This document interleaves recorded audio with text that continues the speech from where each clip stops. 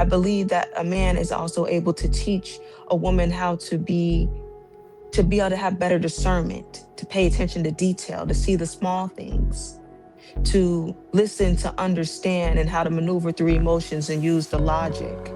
I believe that men are very capable when it comes to giving stability and bringing balance. So when things are going wrong, his command, but not his demand, will have the room be still.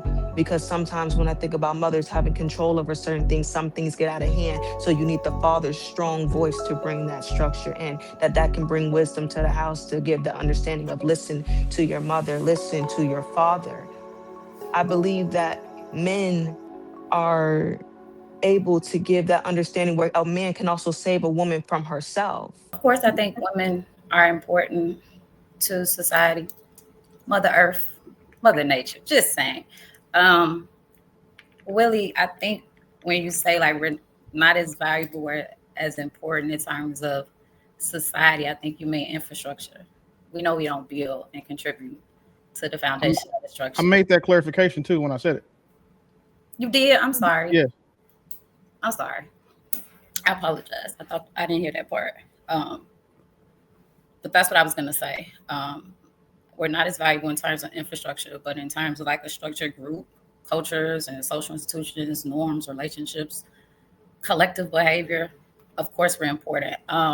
In terms of the video, wisdom, knowledge, and understanding, it's funny because I was on here with picking and choosing and Will, and he asked what value could a woman bring to a relationship, and I had literally mentioned wisdom, knowledge, and understanding, and we kind of like had a debate about that. So it's just funny that Farrakhan had mentioned that.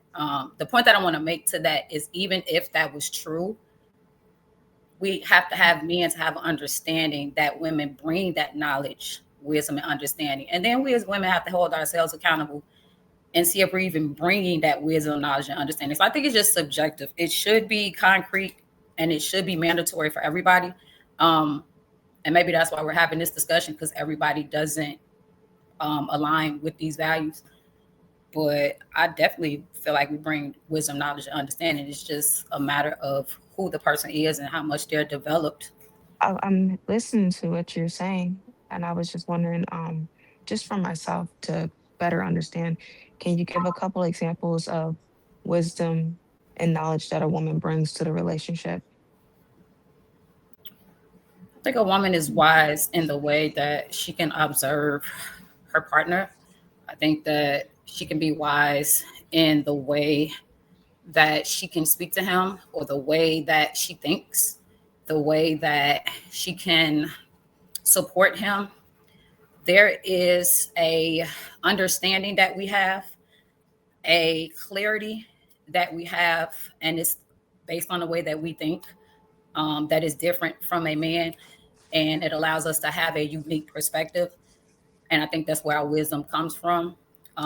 It should also come from our lineage of females in our family, women of great um, stock who have taught us how to move, how to think, how to walk, how to talk, how to interact.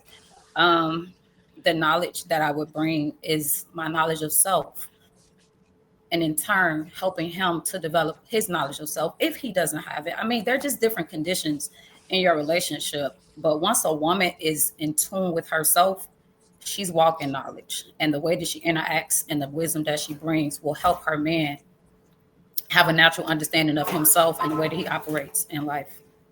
Okay. What I got from that, I don't feel like that is completely true. Because when I think of awareness, for example, I think about a woman walking down the street and she's all about herself and in the moment and living in the feelings of everything's all good, while the man is watching the surroundings and being aware of everything that's going on around her and seeing the details and things that she's not seeing and hearing the voices that she's not hearing. I believe that a man is also able to teach a woman how to be able to have better discernment, to pay attention to detail, to see the small things, to listen, to understand, and how to maneuver through emotions and use the logic. I believe that men are very capable when it comes to giving stability and bringing balance. So when things are going wrong, his command, but not his demand, will have the room be still. Because sometimes when I think about mothers having control over certain things, some things get out of hand. So you need the father's strong voice to bring that structure in, that can bring wisdom to the house, to give the understanding of listen to your mother, listen to your father. I believe that men are able to give that understanding where a man can also save a woman from herself.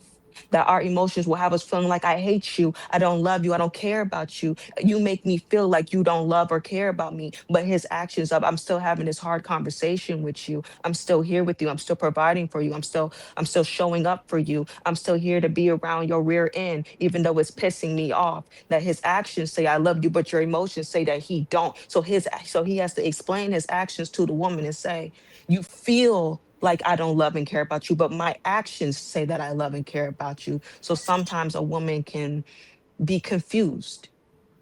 That I think that when you have a good man and a good father in your life, that a man has the ability to bring clarity.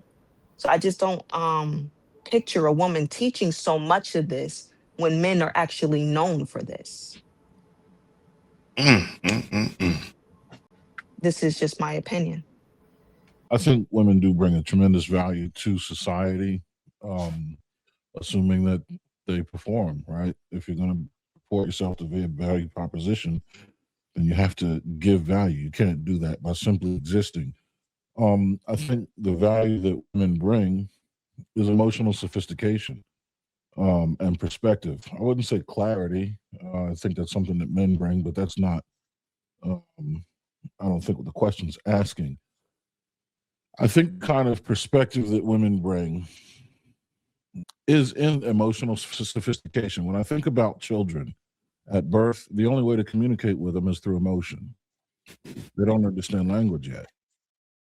So the baby responds to the mother's emotion, be it good or bad, and then models its behavior based on that.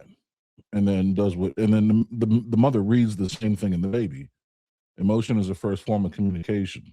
So I think that transcends throughout, society and civilization in um, a more dynamic way than just the relationship between mother and child. But I think it starts there. I think that's kind of the perspective that women bring, which is counter to the clarity that men bring. You know what I mean? But that's part of the divine dichotomy.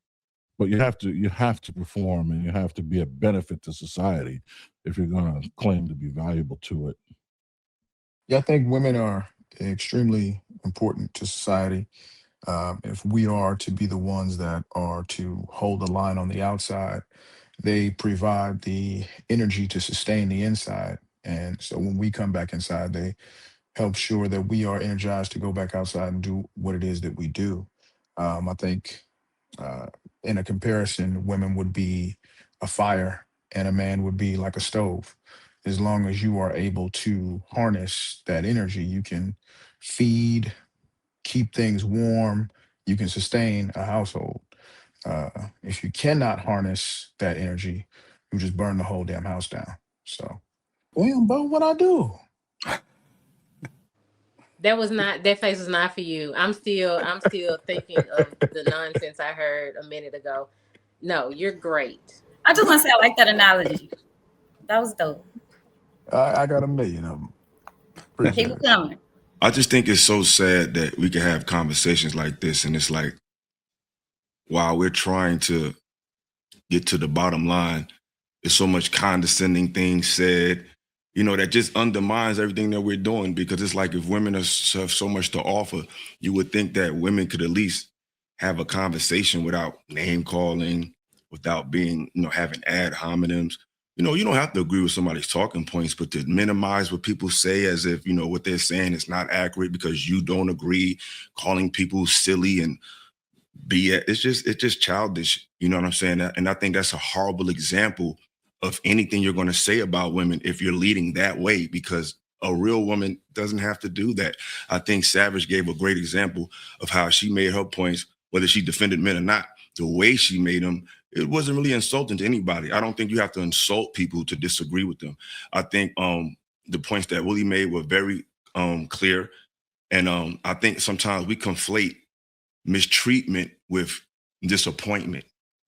Just because when Willie said good women never get aren't treated bad, that doesn't equate to not being divorced. That doesn't equate to not working it out in a relationship. And I think a lot of women like to conflate that as if since the relationship didn't work out, then that's evidence of mistreatment, and it's not always so. Even good people don't work out with other good people for a myriad of reasons, but it doesn't always have to be because someone was disrespected or mistreated. Sometimes people grow apart. Sometimes people's interests change. Some it just happens. You can end relationships amicably as well, because just because we understand people divorce, we don't have the data oftentimes on why they always divorce. It's all sometimes the most worst situations are what's reported. Some people just come to a conclusion like, listen, the children are older. I want to live my life, you want to live your life, and we separate. So I think not being with someone isn't always evidence of mistreatment. And I think that was conflated in the conversation today. And I just think that we could disagree with each other, but I don't think we have to insult people and say their mindset is dumb. And that's just not necessary. We just don't agree, you don't agree. I'm gonna do better. I shouldn't have said nonsense, but I definitely disagreed with what was said earlier. I had to take some notes because my brain don't be working like that no more. But I would just like to say what was described earlier about women's level of awareness sounded like a child walking aimlessly through the street. Women, by default of being a woman and carrying a vagina everywhere we go, we have to be aware of our surroundings in general. Otherwise, we would be in trouble everywhere we went. We have to be aware of what is going on, who is around us, how close people are, what we have, how fast we're walking. Don't walk too close to the door. Don't pass through this place because you could get snatched somewhere. Like, we have to have a certain level of awareness. However, what I will say is men have a different level of awareness because biologically their brains work different than us. So they see things that we do not see, and that I agree with. But women, we in theory would love to turn our brains off when we are with our men and just go through the world as if everything is everything and nothing will happen to us because that man got us. But it is by reflex alone that we are just aware of things because we have to be to protect, like just literally for survival. I do not want that to be put out there as if women just don't be thinking about nothing and men just protect us from everything.